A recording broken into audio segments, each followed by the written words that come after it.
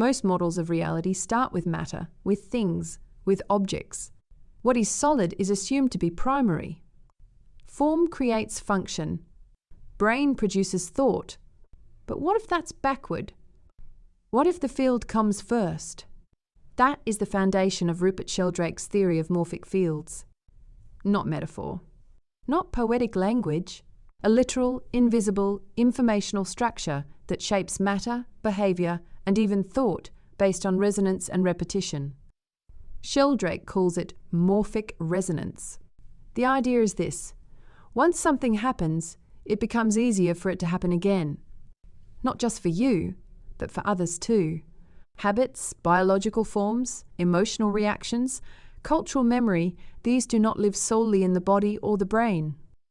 They are held in fields that surround and inform those bodies. So, what exactly is a morphic field? It is a non-physical blueprint, a pattern, an organizing force that exists beyond the material world but directly influences it, not in a symbolic or abstract way, but in a functional one. The field guides the form, not the other way around. This applies to plants, animals, thoughts, even social systems. Take the shape of a fern, or the way a spider spins its web. These are not calculated acts. They are remembered. The memory doesn't exist in the organism alone. It exists in the morphic field, a kind of species-level habit that each individual tunes into, but it doesn't stop at biology. There are morphic fields for behaviour, for belief, for trauma, for success, for addiction. These are not just psychological categories. They are energetic structures. You enter them, you reinforce them, or you escape them. But they exist whether or not you are aware of them. If you've ever walked into a room and felt anxiety, even though no one was speaking, you felt a field. If you've ever struggled with a belief that seemed irrational but emotionally overwhelming, you were inside a field. And if you've ever changed environments and suddenly found it easier to think, to create, or to rest, you experienced the shift in field. Here's the critical part. We are not passive in this. You are a receiver, yes, but you are also a broadcaster. You emit energy. You participate in fields, reinforce them, or create them through repetition. Every thought, every posture, every environment you surround yourself with is part of your morphic broadcasting system. This is why willpower fails when the field remains unchanged. You can repeat affirmations all day, but if the space you live in, the people you interact with, and the habits you unconsciously repeat all broadcast the same low resonance pattern, then the field will override your new thought. Not because you are weak, but because the structure is stronger. So how do you change it? First, recognize that most of what you struggle with is not personal. You are moving through fields that were set in motion by your family, your culture, your past experiences. These fields operate like inherited programs. You did not choose them, but you can choose to stop reinforcing them. Second, be intentional about what you expose yourself to. Every book you read, every voice you hear, every room you sit in, these are energetic inputs. They shape your alignment.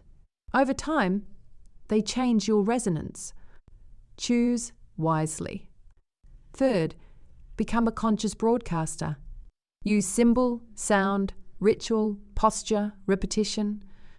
All of these are ways to emit a stronger, clearer signal that aligns with the field you want to live in. You don't destroy the old field. You build a stronger one that overrides it. This is not instant. It is repetition. It is rhythm. It is the quiet, daily act of tuning your entire being to a new set of patterns until that pattern stabilizes into its own field. Let's take this further. Morphic fields don't only exist around people or habits. They exist around ideas, around archetypes, around values. Justice, fear, power, grace.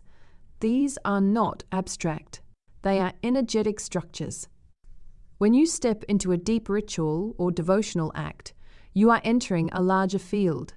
You are not creating all the energy alone.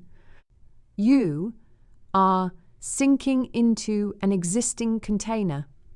This is why rituals work, even when you don't fully understand them. If the structure is old and coherent, the field already knows what to do. You are plugging into something ancient. As chaos magicians, we often seek novelty. We like to break structures, test limits, rewrite codes, but morphic fields remind us that structure matters. That repetition, rhythm, and pattern create actual influence. If you are not conscious of the field you are in, you are being shaped by it.